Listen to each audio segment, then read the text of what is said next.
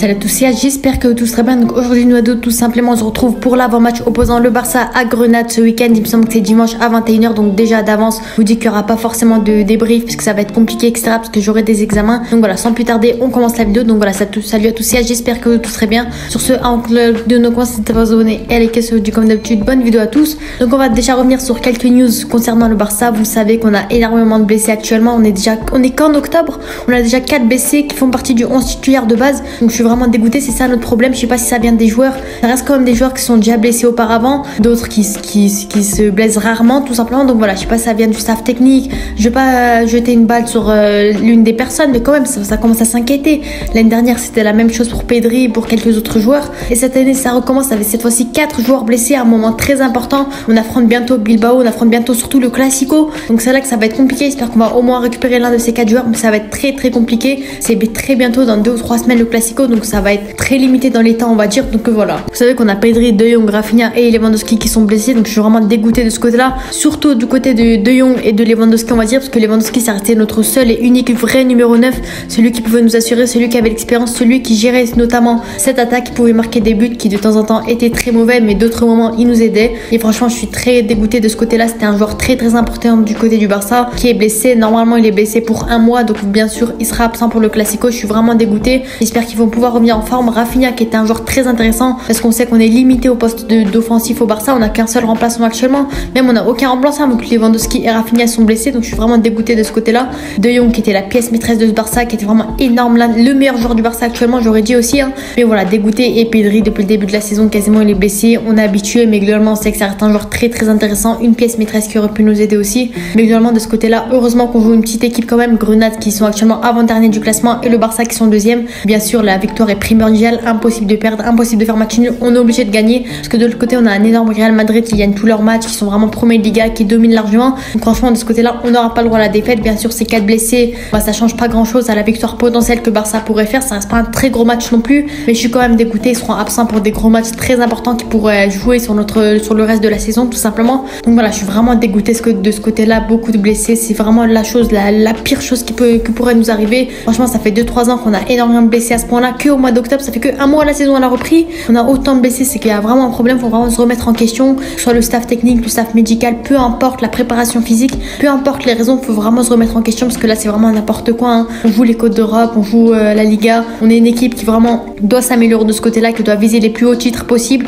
les plus gros objectifs possibles, mais de ce côté là 4 joueurs qui font partie du 11 titulaire qui sont blessés, vraiment c'est n'importe quoi. Donc faudra vraiment se remettre en question. Sinon sur le côté des victoires etc, faudra vraiment continuer notre lancée, on gagne nos matchs, on continue avec des joueurs en forme du Barça qui sont très intéressants. Grenade ça reste pas une très grosse équipe non plus, sans leur manquer de respect bien sûr, on a des joueurs qui ont largement les qualités pour gagner ce match. Pourquoi pas faire tester d'autres joueurs aussi qui sont très intéressants pour ce match là aussi. Donc voilà, on va venir maintenant sur ma composition probable. Donc ma composition probable elle serait en 4-3-3 bien sûr, comme à notre habitude. On a vu que c'est le système qui fonctionnait le mieux avec Ter Stegen dans les cages, ça bouge pas. Pour les latéraux j'aurais un peu changé, j'aurais peut-être tendance à faire reposer Baldé et Cancelo qui restent nos meilleurs joueurs sur les latérales, sur les côtés. Donc franchement ces joueurs faudra les mettre sur le banc pour moi, et mettre Marcos Alonso sur le côté gauche et Sergio Roberto sur le côté droit. Pour moi ça reste des joueurs très intéressants. Bon j'abuse quand je dis très intéressant, ça reste pas du tout des joueurs intéressants, mais ça peut largement faire l'affaire face à une équipe comme Grenade. Ils ont l'expérience, ils ont les qualités, ils ont largement de quoi se réjouir on va dire, parce que voilà ils ont enfin du temps de jeu. Pour moi faudra les mettre titulaires, c'est le moment jamais pour les titulariser tout simplement. Pour la charnière centrale j'aurais titularisé Christensen, parce que voilà ça fait un moment qu'il a pas joué avec le retour de Araujo etc.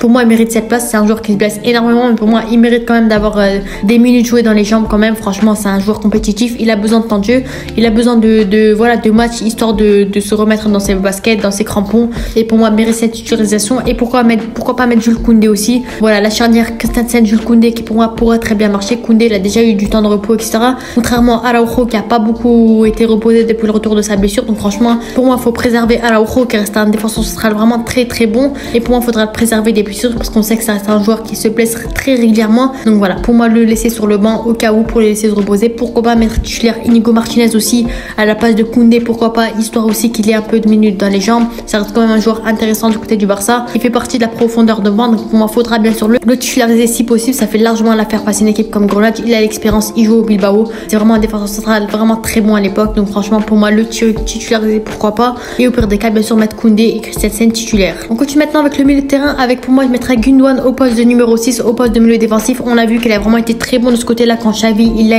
aligné à ce poste. Franchement, Ranger là-dessus, il fait largement l'affaire. Très bon, il récupère des ballons, il est déjà meilleur que Orlando. Donc franchement, pourquoi pas le titulariser. Pour moi, je mettrais titulariser Fermin Lopez aussi, qui est vraiment très bon. Il a montré de très belles choses lors des derniers matchs. Pour moi, le titulariser au poste de milieu de terrain, vraiment très bon. Il mérite cette titularisation. C'est vraiment un très bon joueur. Pour moi, il faut pas faire la même erreur que Pablo Terry. On ne lui laissait jamais de milieu de jeu. C'était assez compliqué pour lui.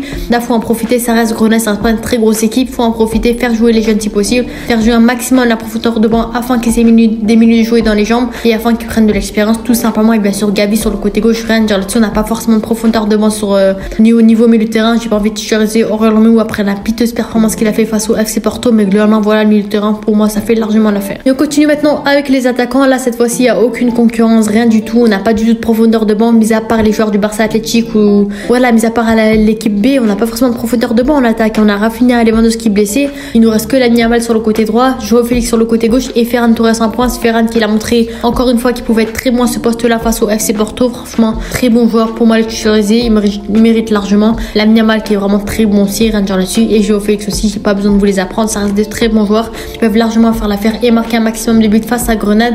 Bien sûr, l'objectif ce sera de se prendre aucun but. Faut continuer les séries de clean sheet, même si c'est compliqué depuis ce début de saison.